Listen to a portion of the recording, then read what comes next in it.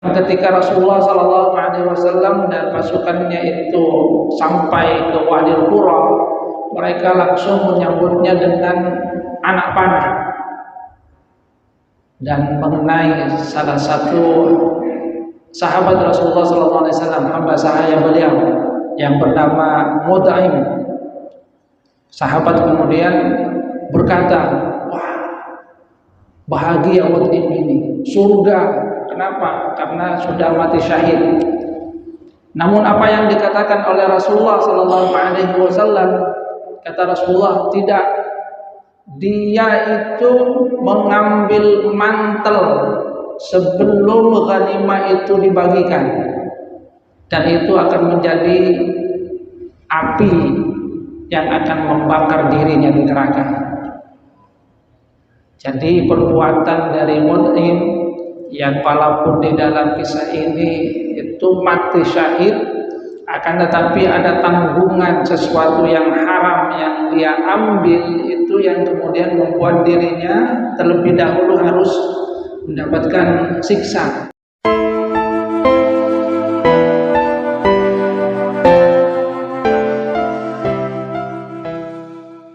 Assalamualaikum warahmatullahi wabarakatuh. Innal hamdalillah nahmaduhu wa nasta'inuhu wa nastaghfiruh wa na'udzu billahi min shururi anfusina wa min sayyiati a'malina. May yahdihillahu fala mudilla lahu wa may yudlil fala hadiya lahu. Ashhadu an la ilaha illallah wahdahu la syarika lahu wa ashhadu anna Muhammadan 'abduhu wa rasuluhu la nabiyya ba'dahu. Allahumma salli ala Muhammad wa ala ali Muhammad kama sallaita ala ali Ibrahim innaka Hamidum Majid. Allahumma barik ala Muhammad wa ala ali Muhammad kama barakta ala ali Ibrahim innaka Hamidum Majid. Rabbi shrah li sadri wa yassir li amri wahlul 'uqdatam min lisani yafqahu qawli, amma ba'du. Hadirin jamaah subuh rahimakumullah. Alhamdulillah, Allah Subhanahu wa ta'ala masih memberikan kita nikmatnya. Kita bangun dalam keadaan sehat, bisa melaksanakan amal ibadah, pengabdian kita kepada Allah Subhanahu wa ta'ala. Kita lanjutkan kajian sirah nabawiyah. Kemenangan dari Rasulullah Sallallahu Alaihi Wasallam terhadap Yahudi Khaybar memberikan dampak kepada orang-orang Yahudi yang ada di wilayah sekitar. Pertama adalah Yahudi Fadak. Sebelum Rasulullah Sallallahu Alaihi Wasallam menyerang Khaybar, sesungguhnya Rasulullah Sallallahu Alaihi Wasallam itu telah mengutus seorang utusan, yaitu Muhayyis bin Mas'ud, kepada Yahudi Fadak ini, mengajak mereka untuk masuk Islam, akan tapi mereka menundanya. Cuma setelah mereka mendengar kemenangan dari Rasulullah Sallallahu Alaihi Wasallam terhadap Yahudi Khaybar, mereka kemudian mengutus utusan kepada Rasulullah untuk berdamai. Jadi mereka mengutus utusan kepada Rasulullah Sallallahu Alaihi Wasallam untuk berdamai, sehingga mereka kemudian memberikan setengah wilayah daripada kepada Rasulullah Sallallahu Alaihi Wasallam. Jadi gentar puluhan, takut mereka akan mengalami seperti halnya yang terjadi kepada orang-orang yang di Khaybar.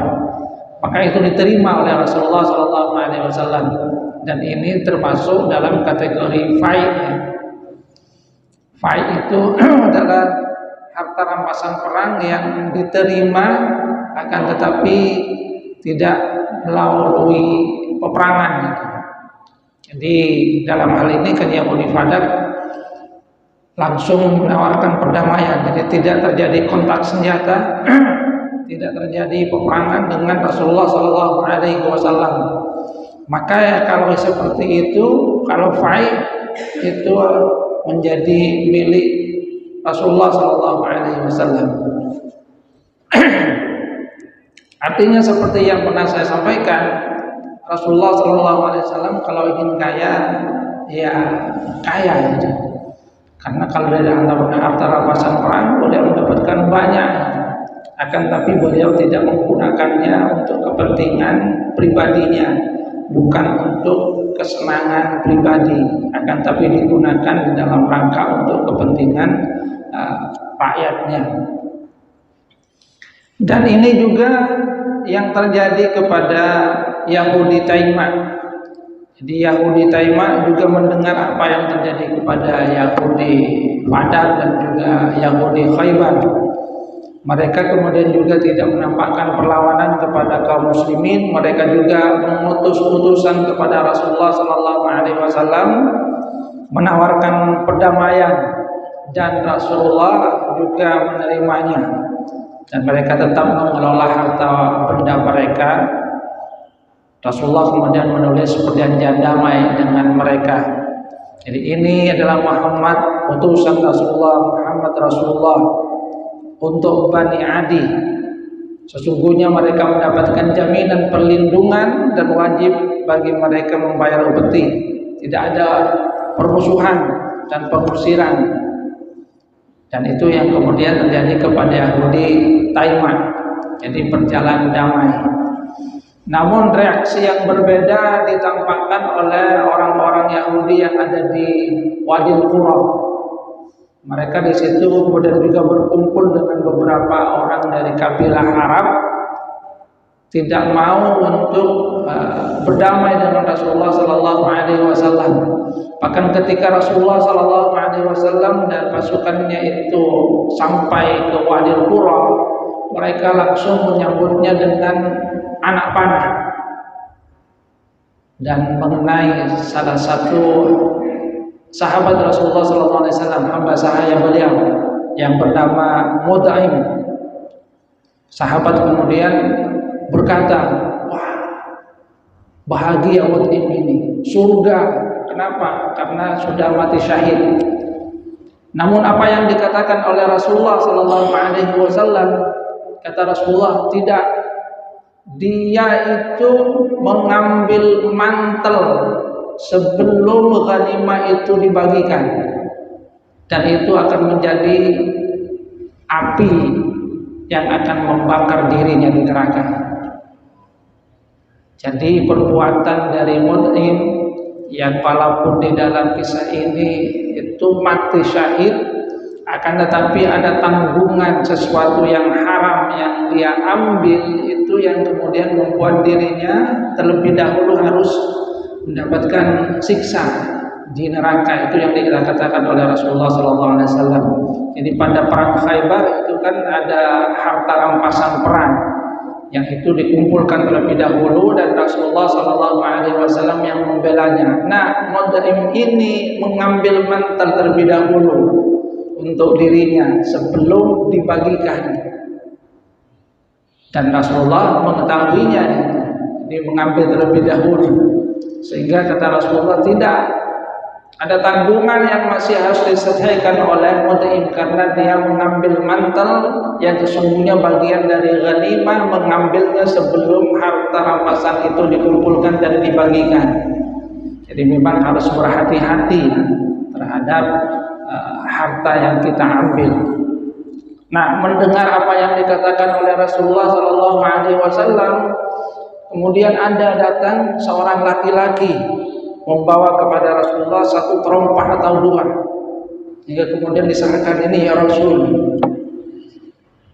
Jadi dia khawatir juga bahwasanya dirinya akan mengalami nasib yang sama seperti halnya Mut'im yang mati sakit, akan tapi ada tanggungan dari sesuatu yang haram yang harus dipertanggungjawabkan terlebih dahulu. Sehingga tadi dia merasa juga, saya juga mengambil juga ini sebelum ghanimah itu dibagikan. Datang kepada Rasulullah, ini ya Rasul, saya juga bawa ambil terompah. Kata Rasulullah, seutas tali terompah ini dari api, atau dua utas ini juga dari api kalau tidak dikembalikan. Ini mengisyaratkan bagaimana sesungguhnya berhati-hatinya kita. Jadi walaupun dalam hal ini Mut'im itu meninggal dunia syahid, tapi karena ada tanggungan hal yang haram, maka hal tersebut harus diselesaikan terlebih dahulu. Nah, kemudian Rasulullah SAW memobilisir para sahabat untuk menghadapi serangan dari Yahudi di Wadil Qura itu. Beliau kemudian menyerahkan bendera kepada Sa'ad bin Ubadah, kemudian panji kepada Hubab al-Mundhir, satu lagi kepada Sahal bin Hanif, dan satu lagi kepada Ubadah bin Bishr. Sebetulnya Rasulullah SAW itu sudah mengajak orang-orang Yahudi dan orang-orang Arab yang ada di Wadi Qura ini untuk masuk Islam. Ayo kita berdamai saja. Ayo kalian masuk Islam. Akan tetapi mereka menolak, bahkan mengajak perang tanding. Satu lawan satu. Majulah Zubair bin Awam, mati dari mereka. Maju lagi, mati. Setelah itu datang lagi yang lainnya, dihadapi oleh Ali bin Abi Thalib, sampai ada korban dari mereka sekitar 20 orang. Dan setelah itu terjadi peperangan dalam jumlah yang banyak. Dan alhamdulillah Rasulullah SAW diberikan kemenangan oleh Allah Subhanahu wa taala. Sehingga dengan demikian Rasulullah berhasil menaklukkan Wadil Qura itu dengan peperangan, dan ini yang kemudian disebut dengan ghanimah tadi. Jadi kalau harta rampasan perangnya itu lewat peperangan, itu yang disebut dengan ghanimah.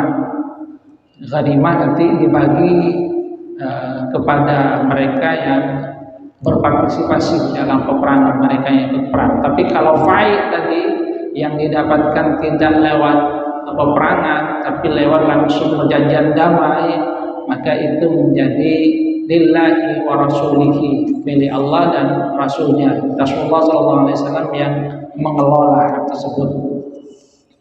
Hadirin jamaah rahimakumullah, sekali lagi apa yang terjadi kepada Mut'im ini merupakan satu pelajaran yang berharga kepada kita tentang bagaimana sesungguhnya kita hendaknya berhati-hati terhadap harta yang kita ambil. Sesuatu yang diambil dari jalan yang tidak halal itu memang seperti halnya yang dikatakan oleh Rasulullah SAW, "Mana bata min haram, wannaru aula lahu." Sesuatu daging, kullu lahmin nabata min haramin, setiap daging yang tumbuh dari barang yang haram, maka api neraka itu yang lebih berhak untuk itu. Yang disyaratkan supaya kita benar-benar berhati-hati di dalam upaya mendapatkan harta kita benar-benar dari sesuatu yang halal, sehingga tidak menjadi beban di dunia, tidak menjadi beban terlebih lagi di akhirat. Di dunia mungkin saja ada di antara manusia yang mendapatkan hartanya dari jalan yang tidak benar, itu bisa menghindari hukuman dunia dengan cara menyogok, menyembunyikan upayanya, menyembunyikan hasilnya dengan cara-cara yang mungkin dibenarkan secara hukum. Akan tetapi di akhirat sesungguhnya semua itu pasti akan dimintai pertanggungjawaban oleh Allah Subhanahu wa taala, dan Allah itu Maha mengetahui segala sesuatu yang terjadi kepada hamba-Nya. Hadirin jamaah rahimakumullah, ini saja mungkin yang bisa kita sampaikan pada kesempatan kali ini. Mudah-mudahan bermanfaat, mudah-mudahan menjadi ibrah bagi kita semua tentang apa yang terjadi pada Rasulullah SAW dan orang-orang Yahudi di Fadak, kemudian di Taimah, dan juga di Wadil Qura. Jadi harta rampasan perang itu juga ada dua, yang didapatkan secara damai tanpa adanya peperangan, itu disebut dengan faid. Itu yang menjadi bagian dari Rasulullah SAW secara penuh. Tinggal bagaimana Rasulullah itu menggunakannya. Tapi Rasulullah SAW bukan orang yang tamak harta. Beliau menggunakannya di dalam rangka untuk kepentingan rakyatnya. Kemudian yang kedua itu yang ghanimah. Ghanimah adalah yang didapatkan lewat peperangan, dan itu memang dibagi. kepada mereka yang ikut berperan. Tapi sekali lagi harus di pengetahuan yang memimpin jangan kemudian ngambil terlebih dahulu, karena itu akan menjadi sesuatu menjadi tanggungan bagi dirinya. Kurang lebihnya mohon maaf. Wabillahi taufiq wal hidayah wa ridha wa inayah. Subhanakallahumma wa bihamdika asyhadu an la ilaha illa anta astaghfiruka wa atubu ilaik. Assalamualaikum warahmatullahi wabarakatuh.